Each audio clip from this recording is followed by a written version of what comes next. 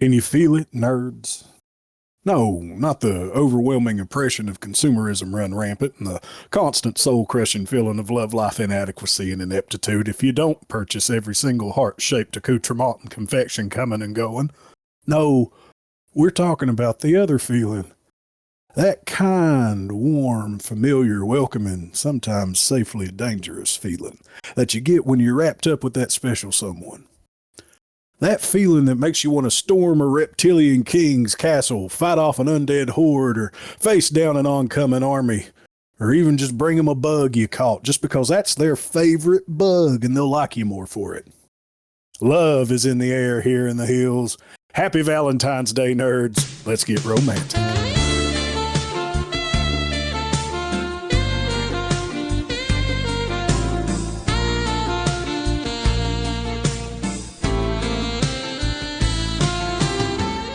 Hey, I'm one of your hosts, Josh. Welcome to the Valentine's Day episode of The Hills Have Nerds.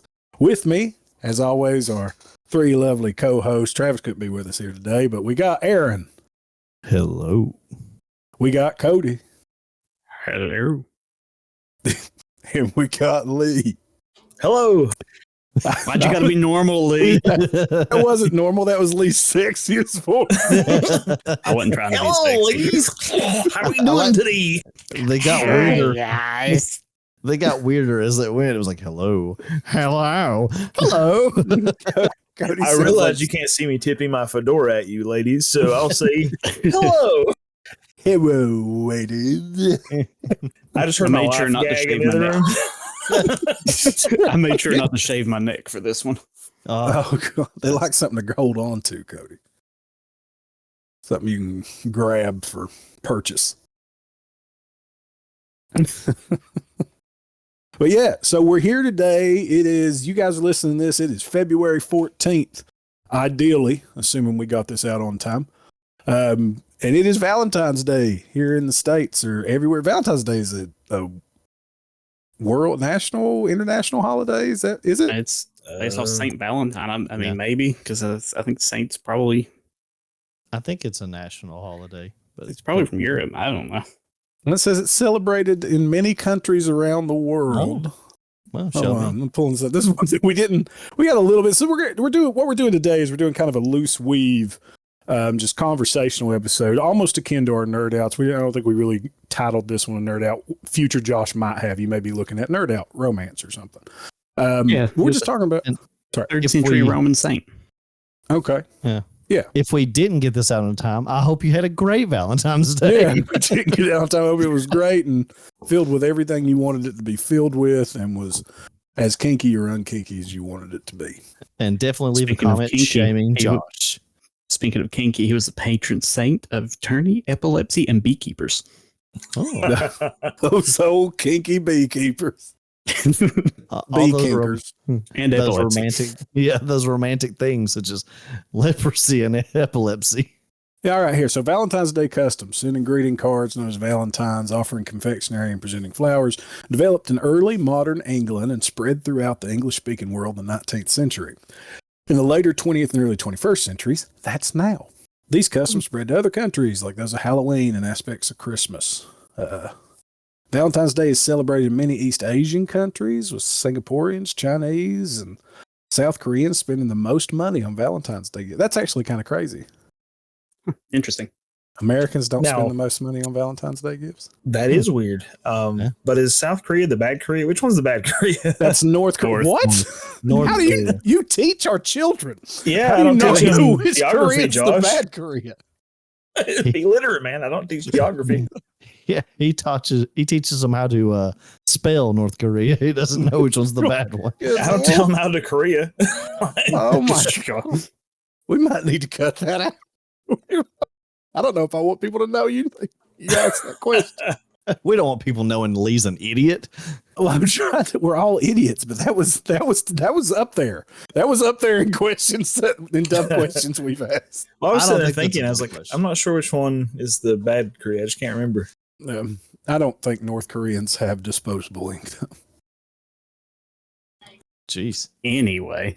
Okay, I'm looking for dates here. So it looks like Latin America doesn't have a date for that.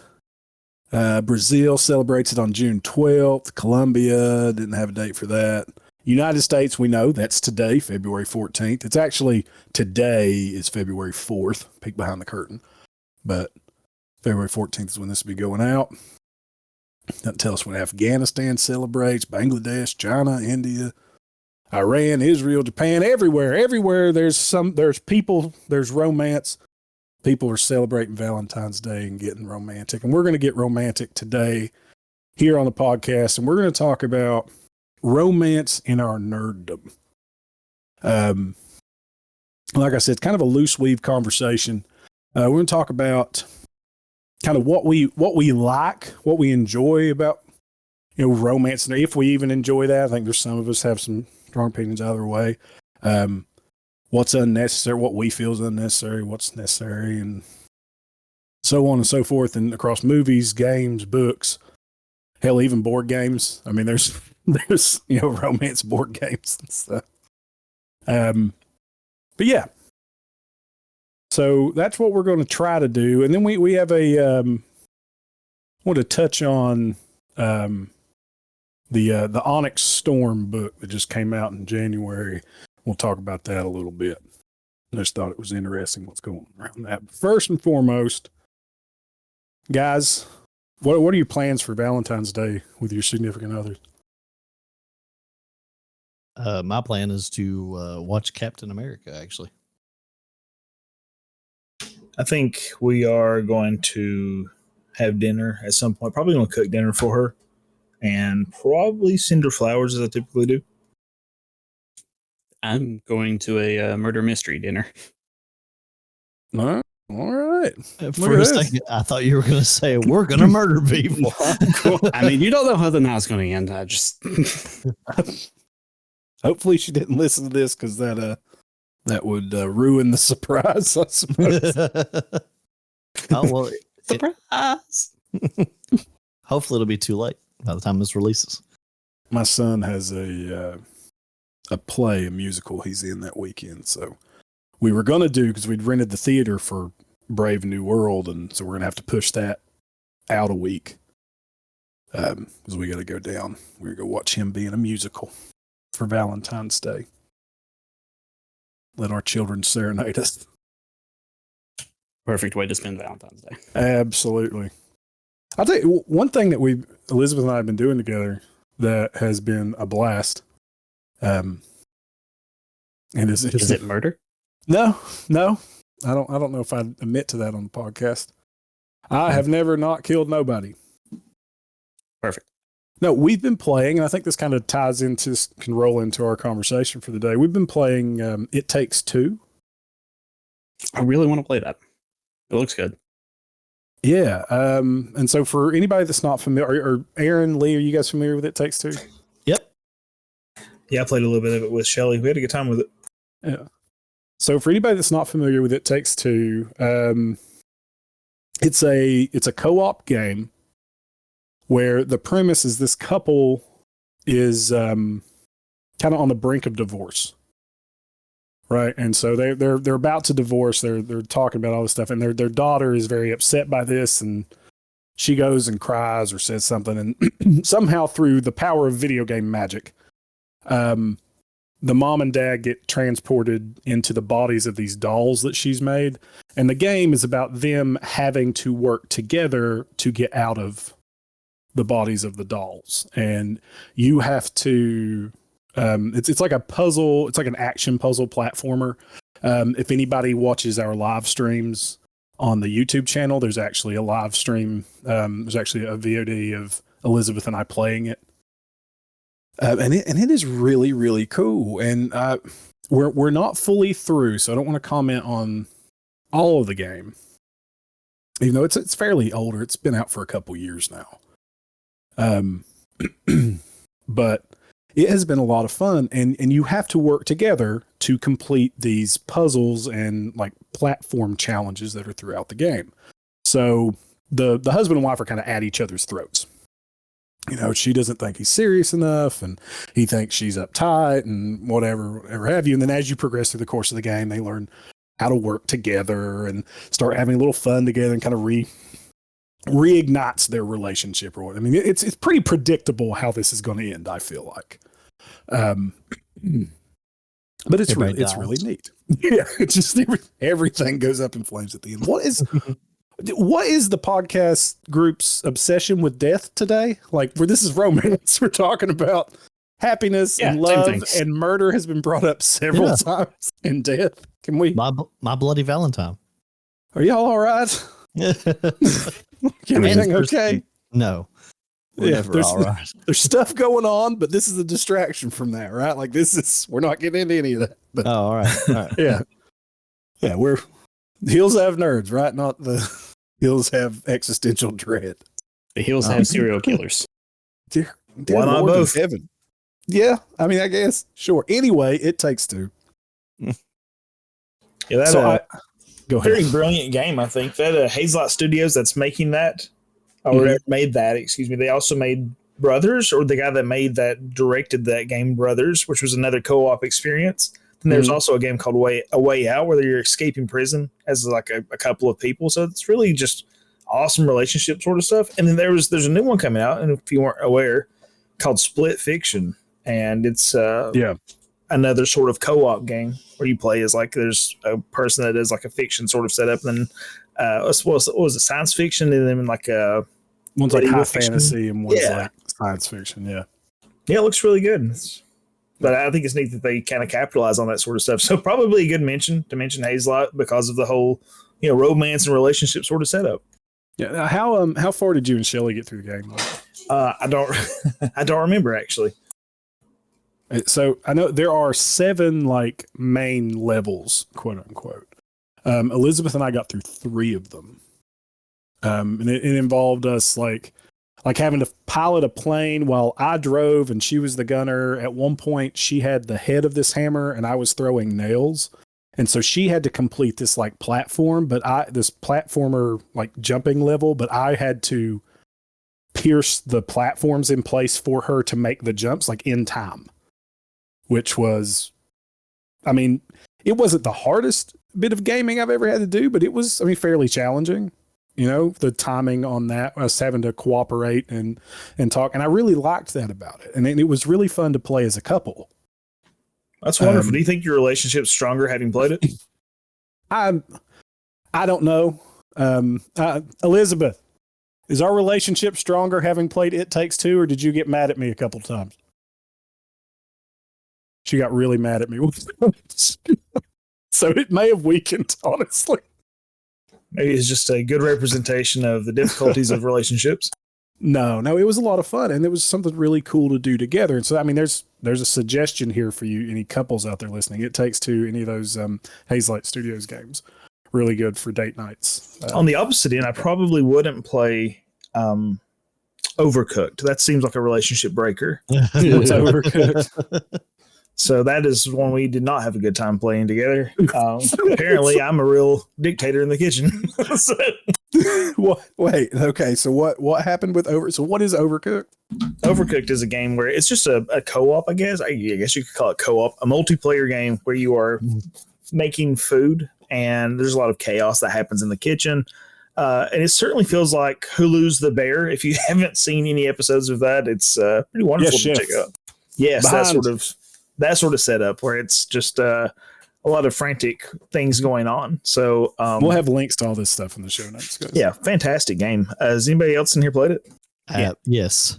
I love Overcooked. Wait, is that the one I watched you guys play where like on one half of the screen, people are preparing certain things and sending them to other people to finish? And you can, one of them you're playing on like 2 hot air balloons that are moving close together. So occasionally you can just fall off. One was 2 cars. It was 2 vans or trucks that had the setup in the back, and they would move apart at some points. So you were just prepping stuff on one end to take over to the other end to cook, and Overcooked gets real crazy and real hectic real quick. Oh yeah. Okay, and you and Shelly didn't have a good time with that, Lee? Well, I had a good time. She said she didn't. She never wanted to play Overcooked with me again. So that's Elizabeth gets like that with some games we play that I get a little overbearing or order. And is that just a thing that happens with like the male personality when doing it? Like I know I'm a dickhead sometimes. I completely get that. Like I understand that. And I try not 100%. You're not. 100%. Don't No. lie to him, Lee. No, me. Never. This is the February love episode, man. You're not. Yeah. Yeah. Oh yeah. No.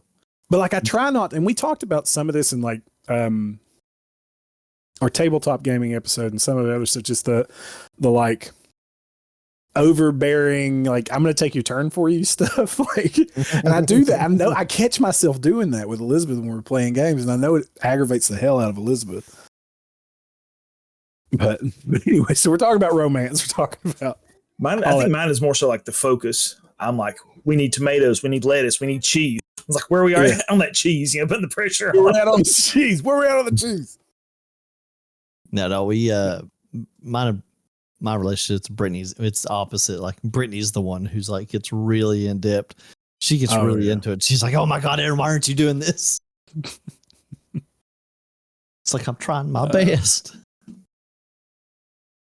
We're talking about romance in games. So just to touch back to It Takes Two, just the way that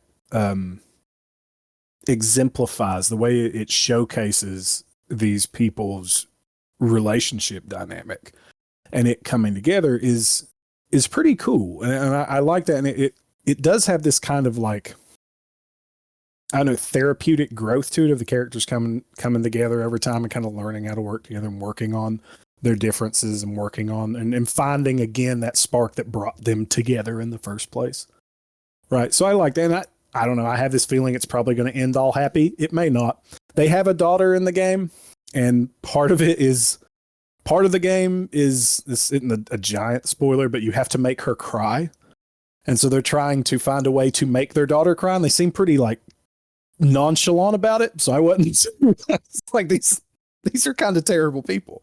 And they are at the beginning of the game. They are absolutely horrible people. Both of them are kind of shitheads.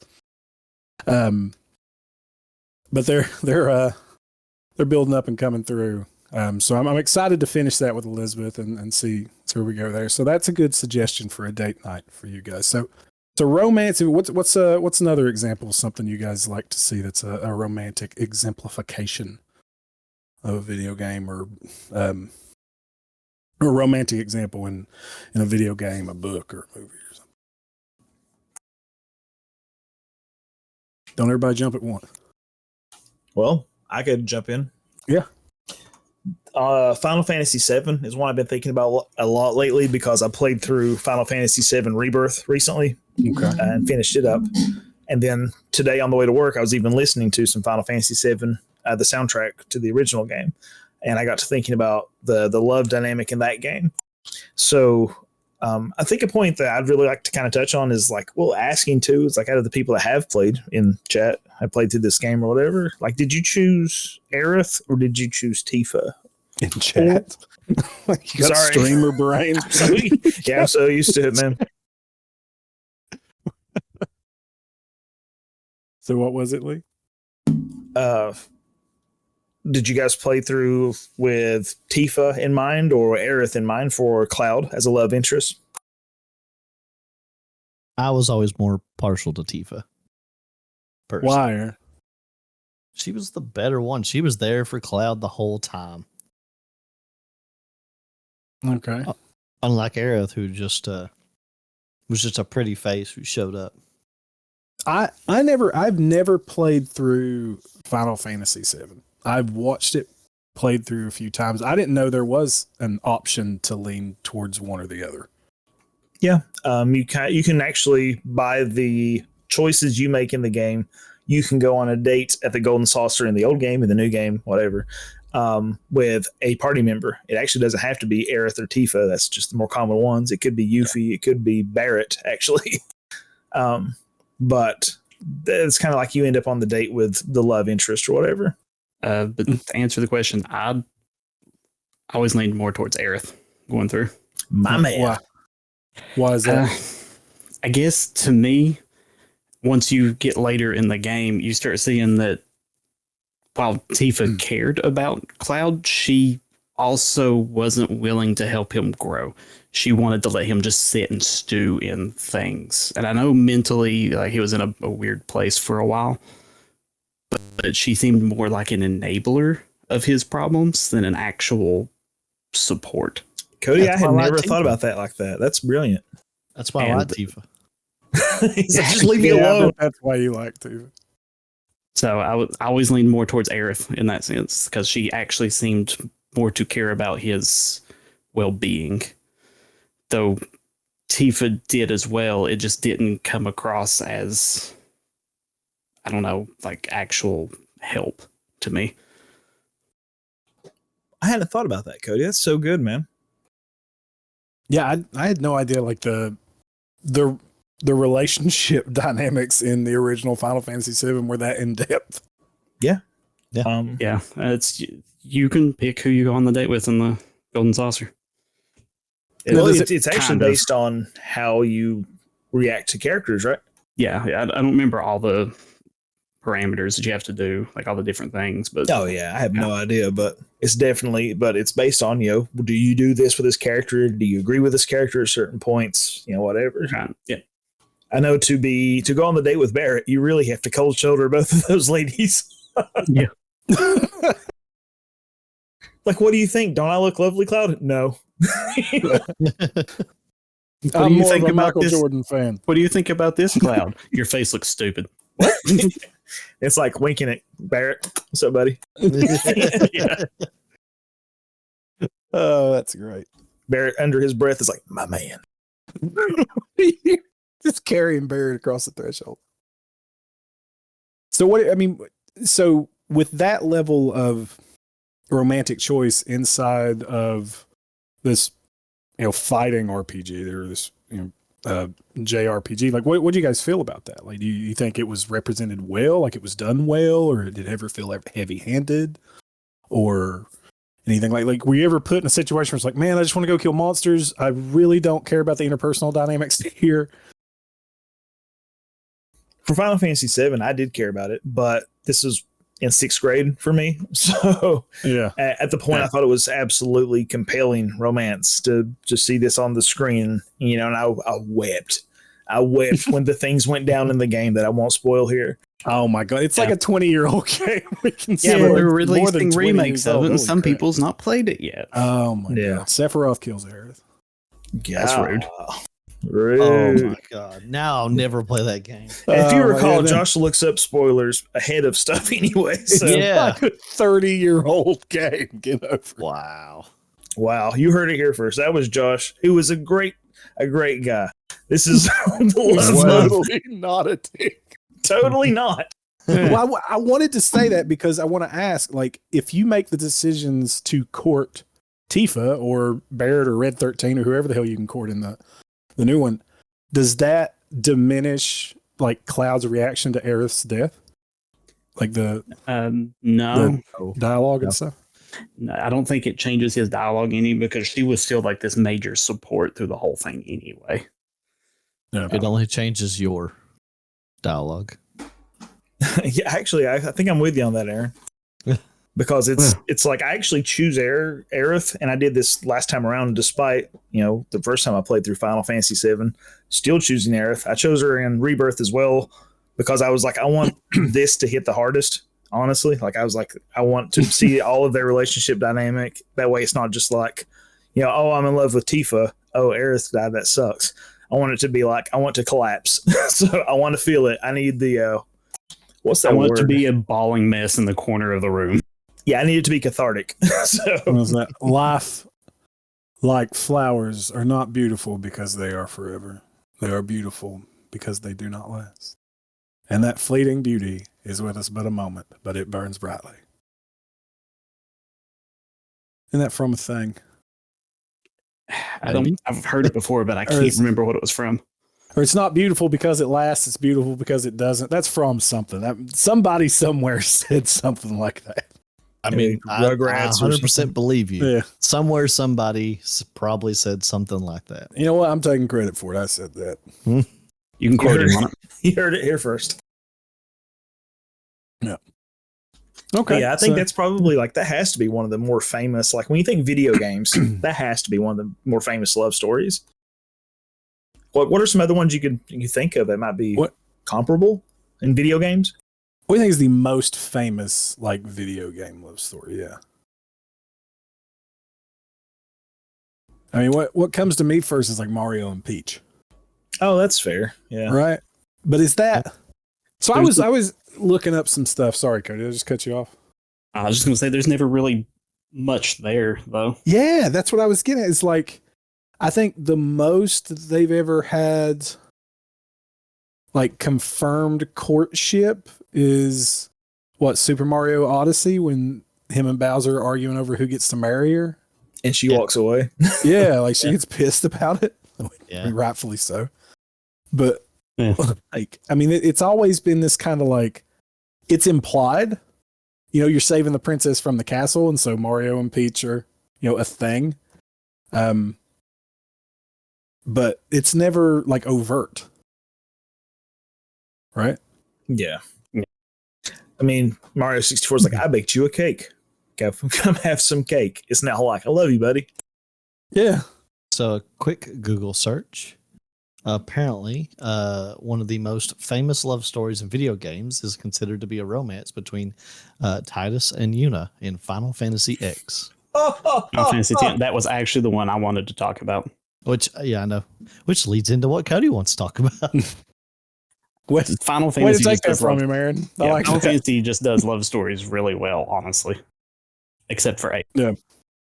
Which is sad because that's what it's supposed to be. It's supposed to be a love story, and I think it's one of the worst ones. I agree. I think it's one of the greatest Final Fantasy love But stories. sticking with what we like about some of them, Final Fantasy X is Titus and Yuna.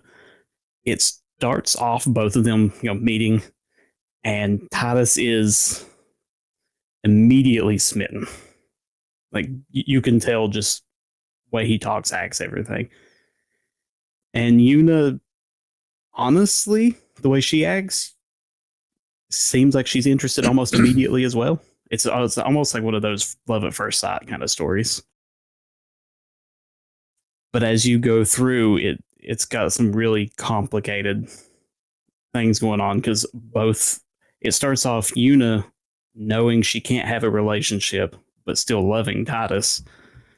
And then halfway through the game, it switches to Titus now realizing he can't have one and still loving her. But neither one of them knows the other one has that problem.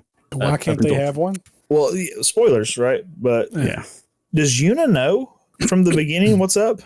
With her, yes. Wow. She knows immediately that becoming a summoner, she has to sacrifice herself to kill Sin.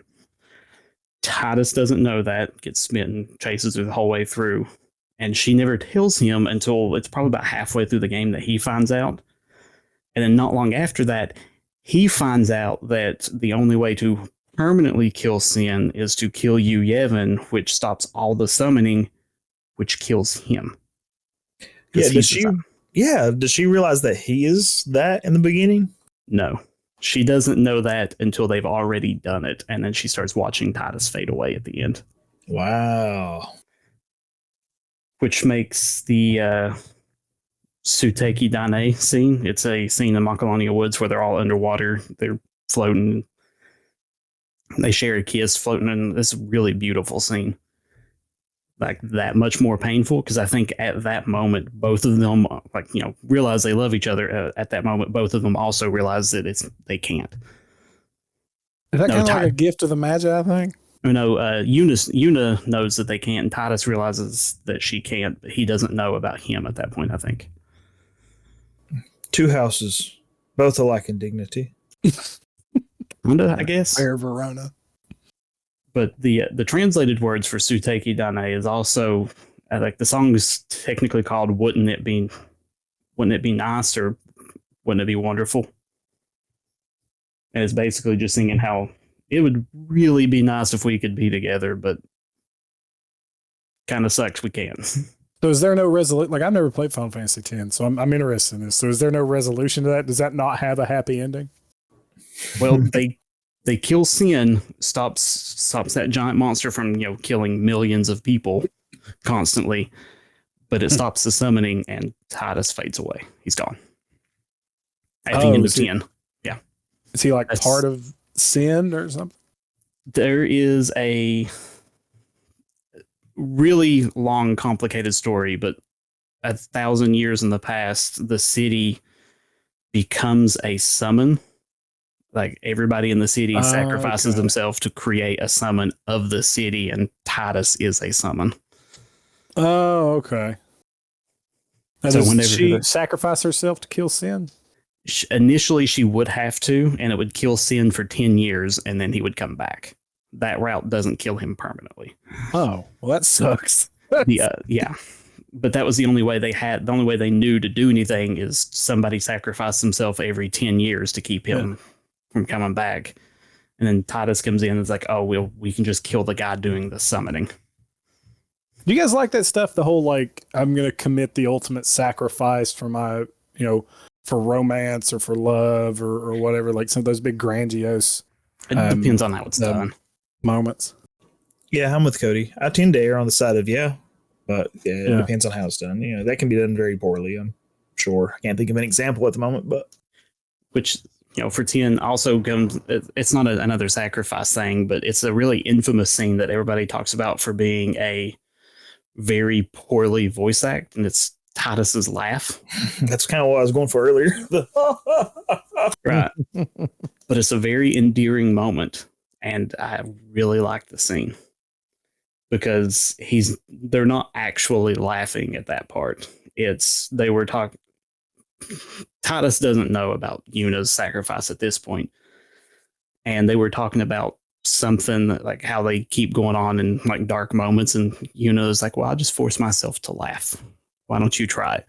So Titus does that. So Yuna laughs. So Titus joins in to laugh with her. And then at the end of it, they both genuinely laugh. But everybody takes his forced laughter as oh, look how bad this game is voice acted. But it's really like an endearing moment. It's not actually really cool. Okay. Sorry, I'm gushing a little.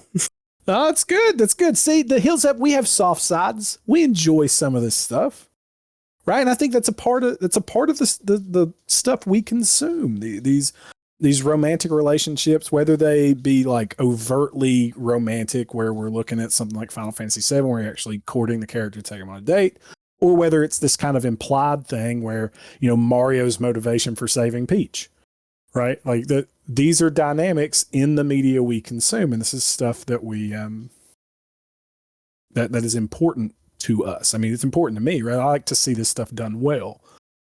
There are times when I feel like it's like shoehorned in to give the character a motivation for something, when in reality it really didn't need to be there, or it's given a focus just to have it.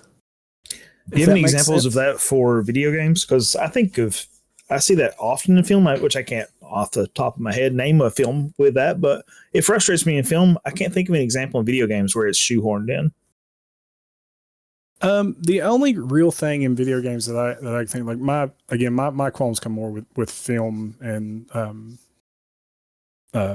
books, but in video games, I think some of the courtship options in some of the BioWare games seemed unnecessary, but those are all optional, right? Like you don't have to do that. Yeah. Yeah, you can just you can go after whoever you want in those. So yeah, you can but that is skip all romance options in the BioWare games. But romancing options in video games is now becoming, I don't know, it's a bigger and bigger thing. Like people want to, like, look at Baldur's Gate. But yeah, Baldur's Gate. So look at Baldur's Gate. Like there's tons upon tons and like complex romantic scenes in those if you want to pursue them. Now you can play the game and it never be a problem. Right? You never have to do any of that. But it's there if you want it. And I don't really see how people can see that as a bad thing. I guess. Yeah, it's all there. It's like Fire Emblem's got a lot of that now, since Awakening on the 3DS. Yeah. So. Yeah, and that's coming up in that Kingdom Come Deliverance too. Oh, really? Yeah, the internet's throwing a fit about some of the potential choices you could make. Internet's always throwing a fit. And it's like it's optional. It's you don't have to do it. You don't have to do those things. It's just there if you want to. And that, as long as the rating for the game's cool, as long as it's not rated E for everyone, and you have an implicit bareback sex scene somewhere through it, right? Or an explicit bareback sex scene, then you're cool. Like rate it properly and go on, and parents pay attention to what you're buying for your kids. Yeah, there's a big one. Yeah. So what? So Aaron, what was yours? Oh, What'd you say? I don't know if I really have like a favorite romance kind of thing. Things. I do have some tidbit because I looked up stuff before when we were talking about doing romancing in games. All right, what you got? So I did find out like some of the first appearances in romancing paths in games that were not dating sims was actually a game called Worlds of Ultima: The Savage Empire in 1990. You had two options in that game. You could romance the warrior princess or her adoptive sister, and the game had different endings depending on which one, even though apparently what I heard was that there was a clearer, better option. Like apparently dating if you got with the warrior princess, it was a much better ending than if you got with her sister. Like the writers made it that way. Kind of like Tifa and Aerith then.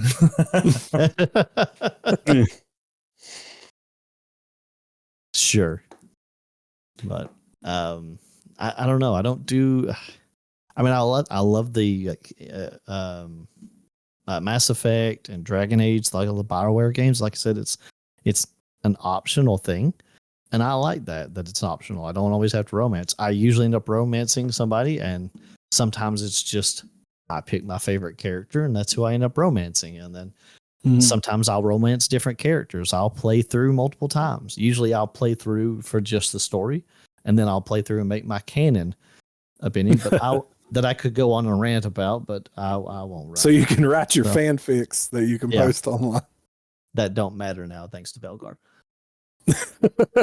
But I won't rant about that. Velgar's got a whole host of problems. Yeah. So That's for another time, though. Yeah, but I mean, I don't know if I have like a favorite romance. I did watch season 2 of the new Castlevania Nocturnal recently, and it actually had a really good romance in it that I don't want to spoil. But it was wonderful. It surprised me. I thought Richter was going to go with one person, and they didn't. Sure, dude. Is the one okay? Yeah. We'll talk later. Okay, yeah. So the one you were thinking I still need to watch it. So yeah, the one you were thinking wouldn't work out anyway, right?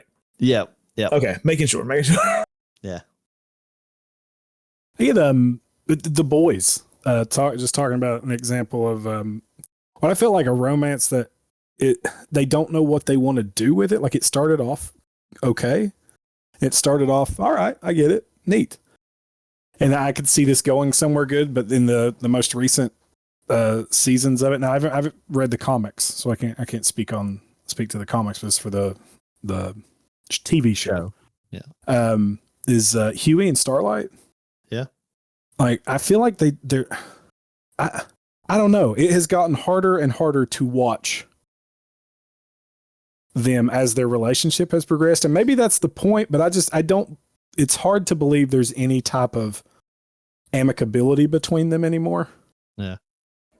Yeah. Anytime we get to a point in the show where it's that relationship, I'm just like, whatever, next. Yeah. There's some stuff that jumps the shark, right? Like, jump the shark, for anybody that's not familiar with the term, is it was a phrase that happens in media when a show has done something so outlandish or has like went over the top with a situation or something they've done to where it's hard to come back to normalcy. And it comes from Happy Days. The show Happy Days, when the fawns Literally jumped a shark.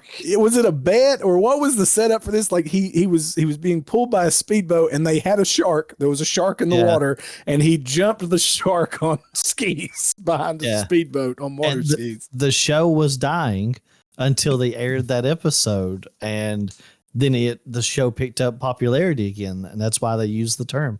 They're jumping the shark because they're trying to pick up their popularity once more. Yeah, I guess, but it was just like Hughie and Starlight's relationship. I really loved the evolution of it initially, where it was this. He was very. I feel like initially he was very open and vulnerable with her. Yeah, and then he's gotten to this point where it's the same way, and this isn't quite romantic, but it's like the Sam and Dean relationship in Supernatural, where, okay, the first time one lies to the other one to save their feelings, I get it. And then they had the other one, like Dean lies to Sam to save Sam's feelings. All right, cool. That's compelling. Then they resolve. We have this resolution. I'm never going to do that to you again. I'm never going to do that to you again. And then they just keep doing that same thing. And that is the entirety of the conflict. And that's the same thing that's happening with Hughie and Starlight, and a lot of stuff that goes on for a long period of time in TV shows, where it is the same issues popping up time and time and time and time again in these relationships. And I know that probably is a mirror of real life. People don't fully ever like truly change without serious internal resolutive work. Yeah. But come on, like it's the same thing every now. Like you learned the lesson was, hey, I need to tell you something when it happens, and then you didn't do it again, and just me viewing that gets frustrating. It's still TV feels like they have to do a whole lot of do they don't theys, and they tend to repeat the process a lot, especially when it goes for a long time. Yeah, but you still need something that's compelling, and if it's the same thing over and over, it just starts getting tiresome. So, agreed, 100%. So, the do they don't they is fine if they can keep it going with something else, I guess. Yeah, but I'm not on the side of TV, any form. I get what you're saying. I was just throwing that in there. Well, that's the problem. Except you're stupid and you should feel bad. Well, that's the problem too, is that if they do the, will they, won't they forever, and then they do, right, and then they are an official, relationship in the show or whatever. Like take it, I think a show that did it really well was Harley Quinn, the animated Harley Quinn show on HBO. It did the Harley Quinn Poison Ivy finally get together romance. Like they did a will they won't they for a couple seasons, and I think in the third season they finally came together and did their romantic stuff, and now that's been an overarching story of their relationship. Then I think they did it really, really well. But it's rare, man. Yeah, you can't run a do they don't they for like 5 seasons. Yeah, one of my opinions, like some of the people that did the best was Bill Lawrence with Scrubs. Because he did a would they, won't they with JD and Elliot in the series. Mm-hmm. And they had they went back and forth the whole time. JD dated other people, Elliot dated other people, but he also had Turk and Carla in the series, and he actually talked about it on their own podcast that they had. It was called Best Friends, Real Friends, Fake Doctors. And they actually talked about it, how he, had them going back and forth all the time. So he wanted Carla and Turk. So they were never they had issues, but they were never a will they, won't they issue. I thought he did a really good job with that series. It's one of my favorite sitcoms. Okay. Lee, you got any examples of tropes and stuff, or will they, won't theys you don't like or do like? Let me kick it around a little bit longer. I've not watched Scrubs, and I was thinking about the whole will they, won't they, and I'm sure there's some that have frustrated me, but I'm not recalling any right now. Let me think on that. Schitt's Creek is one. I don't know if nobody's ever watched Schitt's Creek. It's Eugene and Dan Levy. You've watched Schitt's Creek, haven't you, Aaron? I know Brittany has. Nope, I have not. Oh, really? Yeah, she watches shows without me, but I get in trouble with watching shows without her. So it's a comedy, and essentially Eugene Levy's family they're rich. He's like this. I don't know. He owned a chain of video stores and then became like an entertainment mogul or something. But they get essentially his lawyers and business managers take all his money. They become broke, and the only thing they get to keep is he bought, like, quote unquote, bought a town for his son as a birthday gift, as a joke, when he was a teenager, and the town is called Schitt's Creek. And it's him. They have to go live there, and they end up living out of this hotel, and them trying to learn how to live the normal people life, and his fans, this kind of fish out of water comedy, but it's so heartfelt, and the characters are so well done, and the character like growth and dynamics and the interpersonal relationships are so well done. It's really, really good. It's great representation. It's just awesome. Highly suggest Schitt's Creek. But there was a will they won't they with with his son, whose name is escaping me right now. And the like manager of the hotel, Stevie. And so they end up hooking up, but she thought forever that he was gay, and she was like, I thought you were gay. And they go through a whole,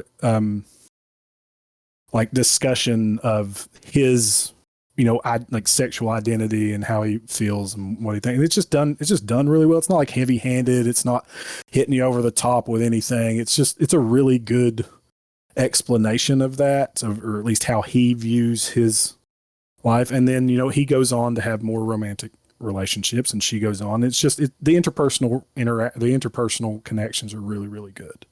And it's hilarious. And the show's friggin' hilarious too. I hear it's good. It was fantastic. I loved it. But yeah, I think Schitt's Creek does those romantic interactions really. Schitt's Creek and Harley Quinn, and one that was like super toxic. Absolutely one of the most toxic relationships I've ever seen on film, but I was rooting for them the entire time, was The Great. Oh yeah. Did you watched that, didn't you, Aaron? I watched some of it, yeah. Okay, so The Great is this. We mentioned it on the podcast in a what are we watching, what are we reading, watching, playing section a while back. I think last year sometime. But The Great was this kind of fictionalized account of the rise to power of Catherine the Great in Russia. It's Elle Fanning and Nicholas Hoult. Nicholas Hoult plays Peter, and Elle Fanning plays Catherine. And their relationship was just amazing. Like they're just dynamic as characters. And it literally was a will they, won't they, and then they did. And it was even better because it wasn't like, it was so toxic and so awful, but like it's so believable. The performance they put on it, it's since been canceled, which was, I feel like a tragedy. Yeah. The writing of that show is amazing. Yeah, I enjoyed I think I watched 2 or 3 episodes with Brittany one time, and I really enjoyed what I watched. But no, guys, so good. So good. All right, what else we got? Lee, you've been quiet for a little bit. Bring something to the table. Let's see.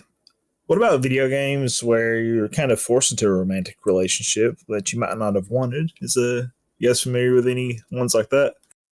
I have an example I can go ahead and share while you think, if you'd like. I got an example of one, but I want to hear yours first.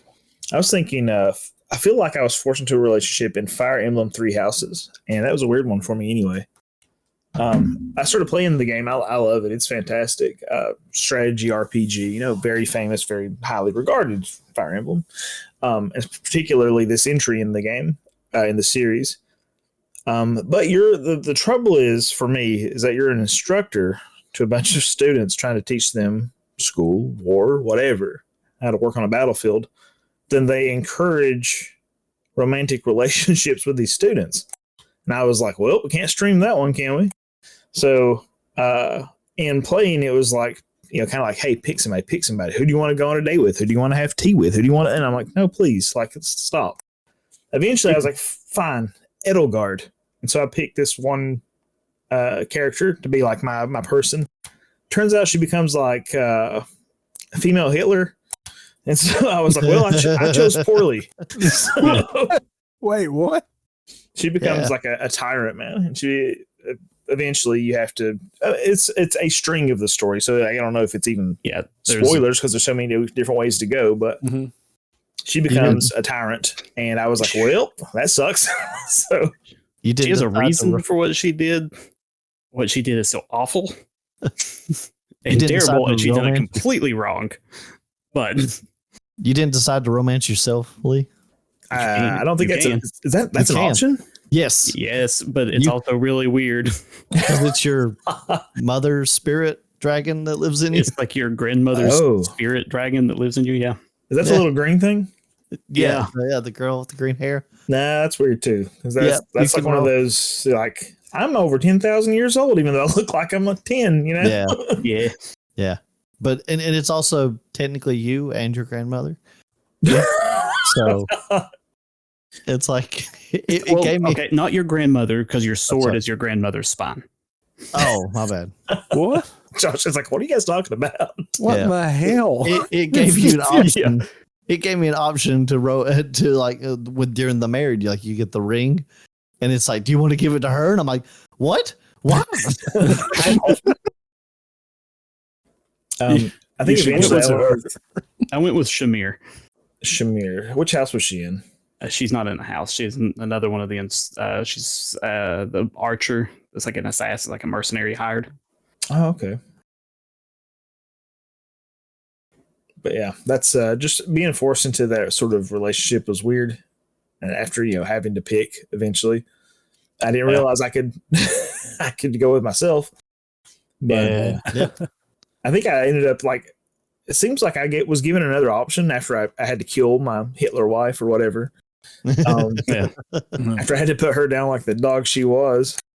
Then turns out it was the better option. Yeah, I went with Dorothea or whatever. Actually, she's sweet. So I went with Marianne because she was really nice. Marianne. Oh, okay. So you're in the Golden Deer house sort of setup. Yeah, I was the Black Eagles. I should have known better. Joining the Black Eagle. In my opinion, Golden Deer was the best option because I think it's also the shortest story, though. You get the least amount of story out of it. Was it Klaus? Claude. Claude. I think he is the best of the three leaders. Yeah, that's my opinion. That's why I went with his. With this, did you say, Cody? Let me back up here. That this relationship sort of thing started with Awakening, because I didn't know that. That I can think of, yeah. Awakening had it, like full on relationship. Like you could marry whoever, and you have kids that time travel from the future to come back and help. All that. Wow, I didn't realize that. That's where it started. I thought it was like maybe further back, and I just hadn't like encountered it or played enough of the older games. You know, I'm thinking that's the first one for Fire Emblem. That's cool. Yeah, they really like it's a dating sim inside of the game. Yeah, technically there's relationships in older ones, but they're all scripted. Oh, okay. I think Awakening is the first one that you actually get to pick. Yes, Awakening. If any opposite gendered characters in the army reach a S level support, the player will unlock side quest chapters in the couples. Kid from the future, child joins the group. Yeah. Wow, so it was only opposite sex characters in Awakening? Mm-hmm. I think so, yeah. But you could have same sex relationships in Three Houses, right? Yeah, Engage, maybe Fates. Yeah, I'm looking at it right here. Fates, yeah. There were two. I didn't really care for Fates that much, so there were only 2 bisexual options in Fate. See, I was thinking in particular, Hubert was on my list too, like the evil emo dude. Yeah. On like your to-do list, Lee? Yeah, he was on my kind of like my suggested, like, hey, you could marry these people. I was like, well, I don't know how you slipped in there, brother, but welcome. I appreciate it. I'm flattered. Yeah, I was like, not necessarily my cup of tea, but you know what? I'm flattered. Yeah, I was like, tonight will be the night that I will fall for you. He looks like he should sing that song, right? I had a similar situation, Lee, in Dragon Age. I was completing the original Dragon Age, and I was making sure everybody's relation, like their meters, our friendship meters were maxed out. And I got the DLC, and it just gave me this like gift. It was a generic gift I could buy. So if anybody started getting low, I was like, here's some gifts. Let's be better friends. And I apparently gave too many to Alistair one time. And he came up and he was like, hey, we've been really close. And I was like, no, we haven't. I don't know what you're talking about, man. You just need to back off. I'm sorry I gave you that comb the other day. Please leave me alone. Aaron, don't be homophobic. Kiss that man. I kind of did the same thing to Barrett in Final Fantasy VII Rebirth. I was like, Barrett is amazing in this game, but not too amazing. Barrett, keep your distance. I love you, but not like that, Barrett. I want to walk tomorrow. It's like, I'm going on a date there, Barrett. Like, you're my backup. But she's still here. I think like just in video games, I don't like romance in my video games. Well, I don't really care for it. It's not something I try to actively pursue unless I'm playing like a game that's the point. And I can't really think of the last time other than when I was a teenager. And I'm sorry if you guys can hear my Alexa. She's telling me to take out the garbage. Alexa, I get it. She tells me to take out the garbage tonight, but the garbage is not going out for. No, it goes out in the morning. I remember. Thank you, Alexa. But like I think the last time I played some type of like dating sim game was in my early teens when Newgrounds first came out. Oh wow. Like it's a long time ago.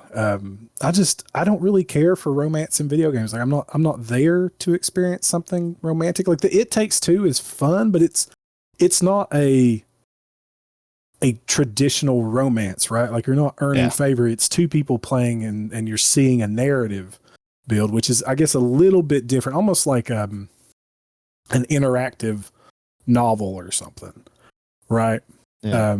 But like, a game where this romantic subplot is maybe not just a side quest, right? It's something you have to pursue through to get through the game. Yeah. I'm not a fan of that. Because I'm not technically in Fire Emblem, you don't have to do that. It's shoehorned in pretty hard, but you can ignore it and go on. Yeah. But it's still in your face the whole time. Yeah, that's there was in Xenoblade Chronicles X. I can think of that as a very, very negative experience for me with relationships in video games. The remake's actually coming out in March. I'm pretty excited about, but. There was just a point. It was like story. Everything's awesome. We're having a good time. And then it was like, you don't have a sufficient level with this character to continue your quest. It was the main quest. Oh, yeah. I was like, so? Like, I don't care enough about this person to do this. And it was just a side character or whatever. But for some reason, the game wanted to force me to do side quests with this other dude to establish a better relationship. And I was like, well, this is trash. So I think it could definitely be an issue in video games. Us, Final Fantasy VIII, each Final Fantasy was supposed to have like a theme for it, and apparently theme was supposed to be love, and that's why like that symbol is Squall and Renoa embracing. They do that real fancy symbol behind everything. But my issue with it is Squall has no interest in Renoa. The only reason that there is a relationship there at all is because everybody keeps going up to him and is like, hey, wouldn't you and Renoa make a good couple? Hey, Squall, you should go over there and talk to Renoa. And the whole time he's like, nah, I really don't care. Yeah, like it's doing the trope of like the disaffected dude and the gruff disaffected guy being won over by the love of beauty or whatever and being softened like to the extreme where it's not doing it well. Like he's too disaffected. Yeah. And even at the end, he's still not even really won over. It just kind of, it's like a lukewarm, he's just kind of tolerates her. It's me or nobody. All right. Everybody knows that the true love story of Final Fantasy VIII is Squall and Triple Triad. Yeah, that's fair. I think it's Squall and Bahamut. Here I am looking at pictures of Edelgard and wish we could have worked things out. The girl that could have been. I wish you weren't so psychotically murderous. I like him crazy, but maybe not that crazy. So the worst video game love story, and I remember playing this when it came out and thinking, what what is happening? What am I watching? Go on. Is oh crap. I think it was just called Sonic the Hedgehog. The Xbox Sonic the Hedgehog. Oh, Sonic 06 is Sonic yeah. 06. Yeah. It's Sonic the Hedgehog. The just bestiality for some reason. It's like, here, Sonic's dating a normal anime woman. Oh god. Yeah, don't know who thought that was a good idea. What is that? What was with that? I think maybe there's probably research to be done and how that has affected people since. Well, have you seen the Sonic fan base? Yes, I have, and that's why I'm like,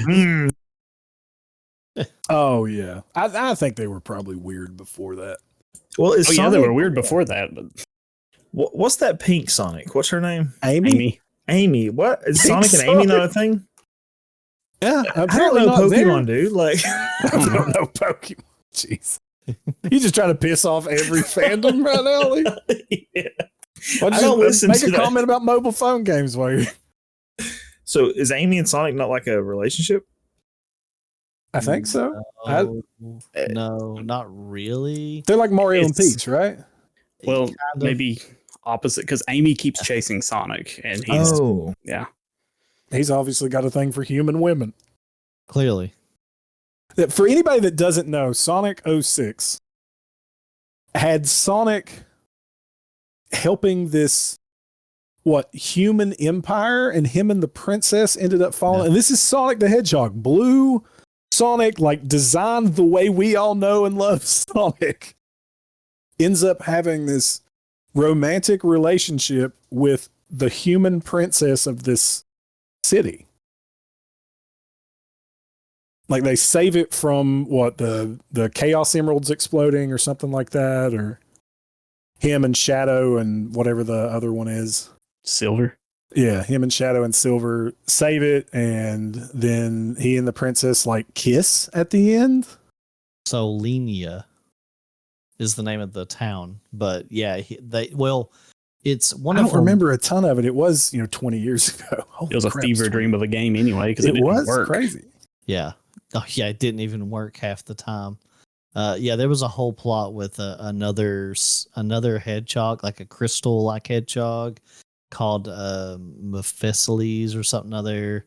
Mephistopheles. Yeah, no, it was something else. Satan the Hedgehog. And he showed up and he was the real bad guy. It was a weird thing, but one of them dies, and I think it's Sonic ends up. Yes, I just found it. Yep. So he goes supersonic. Yeah. And ends up like essentially dying, and she kisses him to revive him. That's that trope where it's like the making the sacrifice, the ultimate Yeah. sacrifice for your love, and then kissing her. Oh my God. All right, I have to come clean here. I was Okay. kind of pulling a Christoph Waltz there and triggering you guys about Sonic the Hedgehog and Amy. Are you harboring enemies of the state? Are you guys secretly huge Sonic fans? Because that's what it sounds like right now. I am actually. I can't say I'm a huge Sonic fan, but I do like Sonic. I like the Sega Sonic Genesis games. Sonic games, yeah. Yeah, mostly the old classic ones. I like some of the 3D ones. I enjoyed Adventure and Adventure 2. This slippery slope here. Yeah. And I actually enjoyed some of the comics that I read, Ooh. but I haven't played any of the games. I did play Generations, and I've watched all the movies. So I can't say I'm a big one, but I am a Sonic fan. I enjoy it. I don't associate with the Sonic fandom for very, very clear reasons. I hear you. From what I hear, you're here to stay. I'm just not one of you. That's fine. You got yours. Got your parades. For anybody that is a quote from a character named McMurphy on the, is it McMurphy? Yeah, McMurphy on the show called Letterkenny. Letterkenny. Letterkenny's great to watch, by the way. It- It's got a will they, won't they. It's not romantic really at all, but Nope. it's a funny show. Good to watch. But yeah. I didn't want to not bring up the Sonic with the human woman Yeah. thing. That'd be like if Mario, like, I don't know, started courting Birdo or something. Well, that's a whole big It's thing. a whole other thing. All right. We won't. I won't touch that one. Yeah, we won't get into that there. Given recent, executive orders, we probably. I don't know that we can touch that one. Yeah. Sure. Yeah. Anyway, so let's move. I think we've touched any final things we want to talk, because I want to talk about this book, Onyx Storm. But any final things we got to mention concerning like video games, or what we like about romance in video games, some of our favorite romances in video games or media or movies or whatever. What's your favorite romantic movie, guys? Okay, actually, I was going to ask the same question. I have to stop and think about mine now, though. Shoot. Cody, what's your favorite romantic movie? Got it. Really watch a lot of them. Dirty Dancing. I watch mainly horror movies. So. Wait, what, Lee? Dirty Dancing. The 40-year-old dude and the 17-year-old girl? Is she 17? I think so. I think she's canonically 17 in the movie. Nobody puts baby in the corner. I do, because I'm her father and she's 17 years old. What are you, like 40? Get away from. Oh, 26 and 17, yeah. Yeah. Is a 30-year-old, that's your favorite? Actually, I love Dirty Dancing. Yeah. You got to think of when we watched that stuff, too. Like, how old were you the first time you watched Dirty Dancing? Yeah. 12? Obviously, that is a problematic movie, right? Like, that kind of gets into romance display. Like, that is problematic. That is a 17-year-old girl. I know if my daughter brought home a 17-year-old dude to dirty dance with, I would go to jail. Like, I would be in prison. When my kid was 17, she brought home a 26-year-old guy. We'd have problems. But when it's romanticized on screen, it's different, I guess. That's kind of like, the people that are like, oh man, I want to have a relationship like Harley and the Joker. And it's like, no, you don't. Oh, yeah. Like, that's a problematic, toxic relationship. Yeah. Right? Yeah. Yeah. Absolutely. 100%. He constantly beats her and everything. Yeah.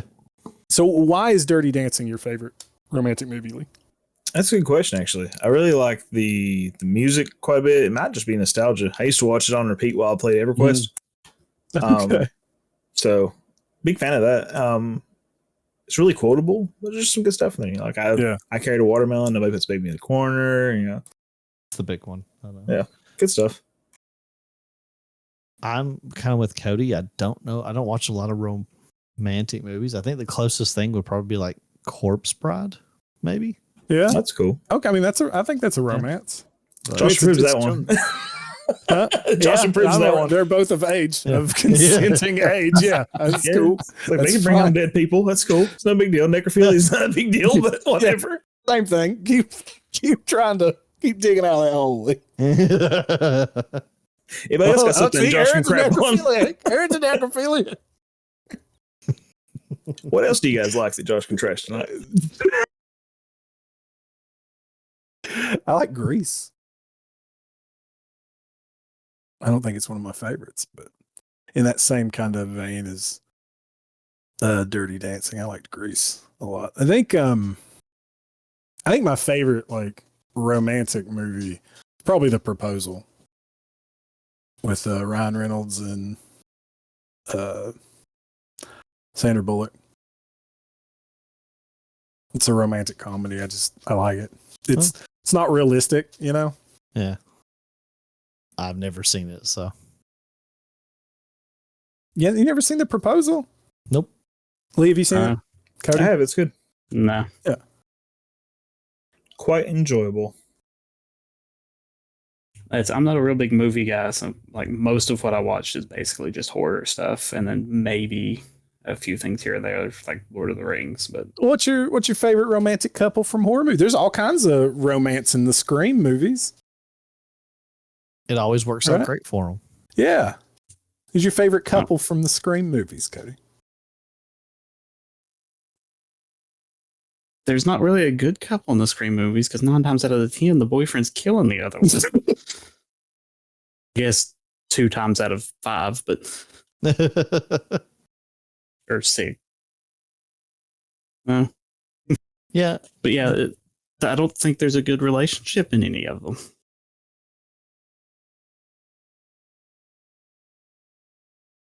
It was twice in the first one that the boyfriend killed their girlfriend. So. Or at least once that they did and once that they tried. Good Lord. They should have chose the bear.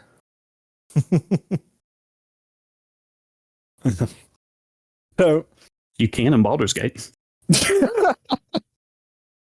Literally, you can. So have you all three played Baldur's Gate? I played the first chapter. I beat it.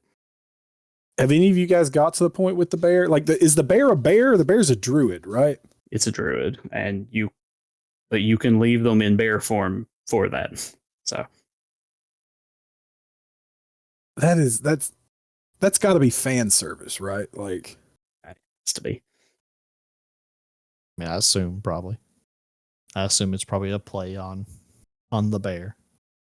oh, this has been development for long before that. Before the whole like internet, the manor bear thing, like way before. There's no way that was a result of that. Oh, Like, that has to be like just, oh, we added this in because it's kind of funny, and you know we got all kinds of other romance options. So here's this, and it's not. Yeah. You don't have to do it, but if you want to, there it is, you little weirdo. I mean, everybody in your party also apparently has a reaction to it if you do that, rightfully so. But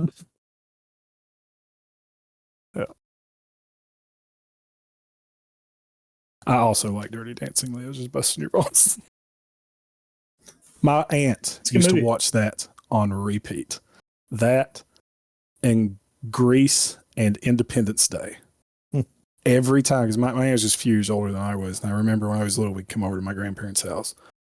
And it would always be Dirty Dancing or Grease or Independence Day. And the only reason I remember Independence Day is it was like constantly that scene of Will Smith going to the bathroom, like the opening scene. Just constantly see Will Smith going and peeing. That was it all the time. But anyway. Yeah. From Aragorn and Eowyn. Is that a good one? Maybe. I don't know. Maybe. How do we feel about Aragorn and Eowyn? I mean, I like it. I mean, I don't know, man. She's a lot older than he is. He's only 82. That's I think 82. I wonder if in elf society if that was a problem. If they were like, Aragorn, he's only 80. What are you doing? He's barely a man. It's really weird to think that he is so old. I know it's a whole different discussion, but He's a different race, technically. yeah, what are they called again? He's descended from the Numenarians, but I can't remember There it is. exactly what they were called. Yeah, If it Numenarians was is the word I was thinking. Okay. I thought the Lord of the Rings did that really well. Did their relationship there really well. Now, admittedly, when I'm watching Lord of the Rings, I'm not really, and I don't think it's like, it doesn't take up a super ton of screen time. I know it takes up a decent amount of time in the books. But I honestly, full disclosure, I've never read Lord of the Rings. I don't think it overstays its welcome, though, in either format. So. No. All right. Well, let's move on, because I wanted to talk about this Onyx Storm book a little bit. So, you guys are on TikTok, right? I don't know. Is TikTok still? I don't know if TikTok's a thing anymore. But like Facebook Reels, you ever watch like little funny videos or whatever? Like scroll through. Never seen an internet on the video in my life. Yeah. I watch stuff if somebody sends me, but I don't just sit there and scroll through them. No, okay. You don't watch like YouTube shorts or anything? Ever? Not typically. All right. Well, you're better than the rest of us, Cody. Thanks for participating. Aaron. Yeah. You do. Lee, you said you do? What? Yes. What makes you think Okay. I do? And I'm sure a lot of people out there do. Aaron, I know you do. You send us shorts. I'm all the just time. weird. Cody, you send us stuff too. I know you look at stuff every How day. many shorts have I sent you? I don't know. Some stuff. Maybe I know like we're not getting. 2? I'm just saying sometimes you do. Lord, it doesn't have to be a debate. Anyway, all I'm saying is what mine got overwhelmed with a while back, and I don't know if you guys got this, but I did, was I started seeing like these videos of either women or sometimes dudes or whoever making videos about talking about reading smut, quote unquote smut, like fantasy smut. And some people were making songs about like fairy relationships or, you know, women getting swept up by knights and all this stuff. Have you seen that? I have not. Nope. I'm on a different corner of the internet. Clearly. But there has been this kind of renaissance of adult romantic fantasy fiction that has come through in, it's been kind of popping up in the literary world. Now, Lee, I know you said your wife's actually reading one of these books right now, and smut's a strong word for this stuff. They just call it smut because every now and then it has some spicy scenes. Yeah, Shelley said it wasn't too bad. Right. It's not it was like, very enjoyable. It's not like the novelization of Debbie Does Dallas or something. Right. It's not that. But these are fantasy books, and there's a ton of them. There's an absolute trove of them out there. Because again, it's been seeing this kind of, I don't know if I want to call it like resurgence, but like a renaissance of romantic fiction, where it's moving further into the popular stream or further into the mainstream. And I don't know if that started with like 50 Shades of Grey's popularity, you know, or what. And then it just kind of over time morphed into like a fantasy setting and has went through a bunch of different stuff. And then the fantasy setting just kind of became the one that Book Talk, the area of TikTok where people talk about the books, had latched onto. But there is a book that was released in January called Onyx Storm. And it is by Rebecca Yarros. I'm hoping I'm pronouncing her name right. And it is the third book in a series called the Empyrean series. It's published by Red Tower Books. It released in January 2025. So just as of recording, just over 2 weeks ago, it came out. And this book, yeah. And this book has broken records. It sold more copies. It has broken the record for fastest selling adult fantasy book of the last 20 years. It sold 2.7 million copies its first week. Okay. I mean, that sounds pretty good. I only know a little bit because I asked Brittany if she knew what it was. She did know what it was. She hasn't read it, but she told me a few things about it. Well, I didn't know anything about it either. And then a doctor at work we were talking about books, we were reading audiobooks and stuff, and he suggested it to me.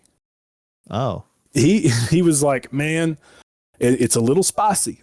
He's like, dude, it's a little spicy, but if you can get past that, if you don't mind that, like, it's a really good book. And so I guess the premise, and I wanted to get your all's takes on the premise of this.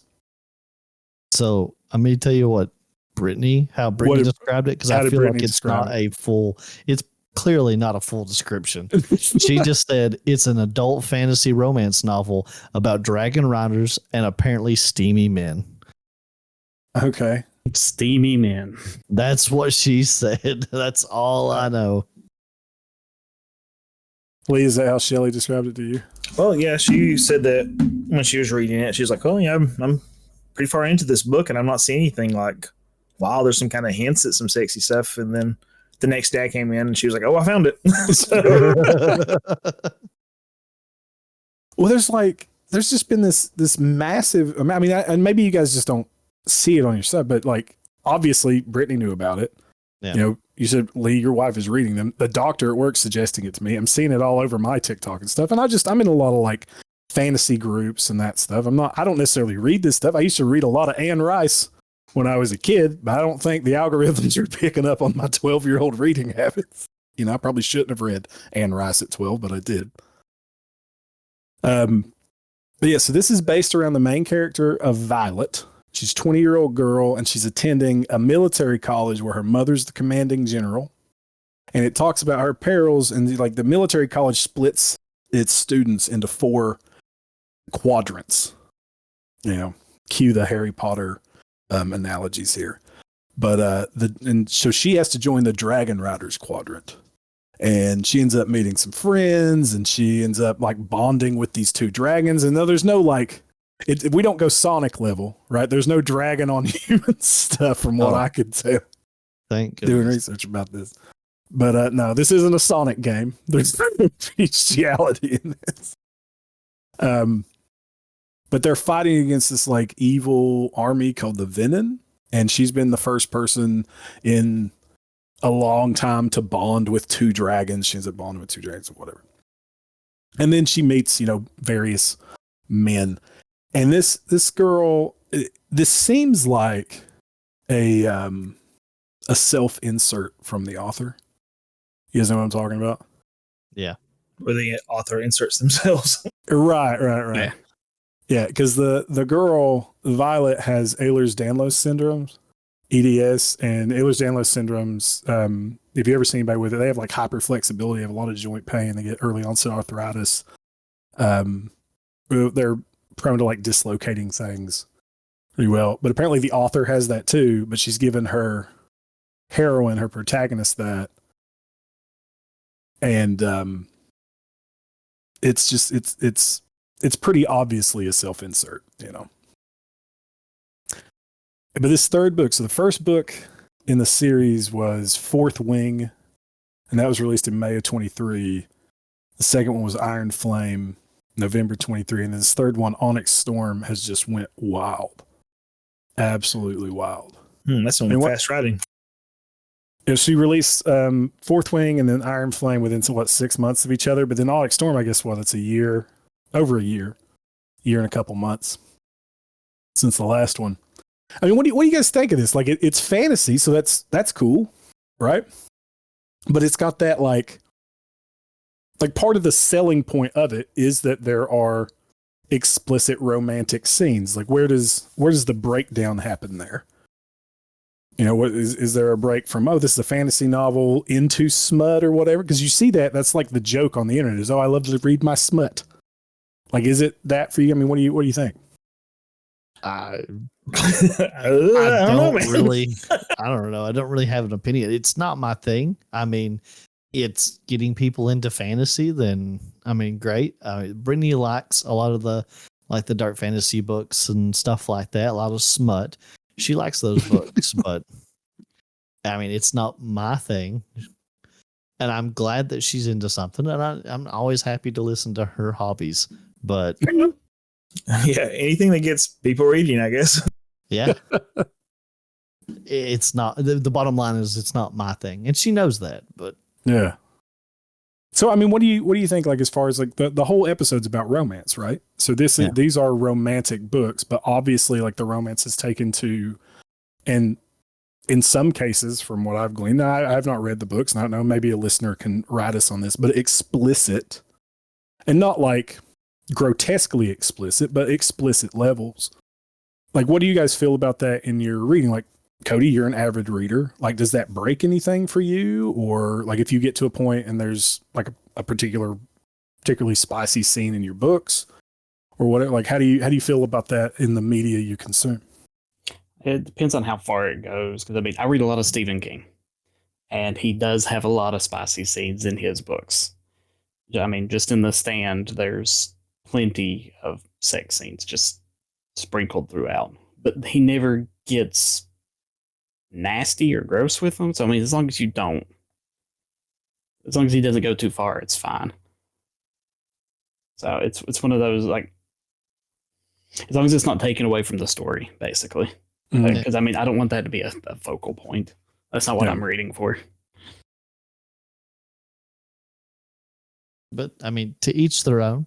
Some people pick up these books for that. Yeah. Yeah, I guess that's kind of like the point of this, right? Like, it is that, I'm going to read Lord of the Rings. I'm reading Lord of the Rings for Lord of the Rings. I'm not reading Lord of the Rings because there's a spicy scene between, Yeah. This 82-year-old man and 3,000-year-old woman. Yeah. Yeah. However old she is, I don't know. But I guess that is some of the allure. But this is breaking records. Like, this is big. Like, this is like, sometimes that stuff gets kind of relegated to the back shelf, right? Sick sales, man. Yeah. And so now this is coming out. This is So, like I said, this is Brittany's circle. I will say she also told me, she said people went nuts over it, but then it got very mixed reviews once people started reading it. Oh, okay. So, again, I don't know anything about it. This is just secondhand Yeah. information. I haven't read it. I'd be very interested to hear what someone who's read the entire book has to think. Yeah. So when is Shelley on it right now, Lee, or is she still working on the other two? She finished the fourth, whatever the first one was, called Fourth Wing, maybe. Wing. Yeah. I think she said she is borrowing the other one from somebody at work. Yeah. Which was also where she heard about it, by the way. So you said you heard about it at work. She heard about it at work as well. It was wild, dude. Like, we were talking about, he suggested another book called A New Beginning, or The Beginning of the End, or something like that. And I've been listening to that on audiobook, and it's good.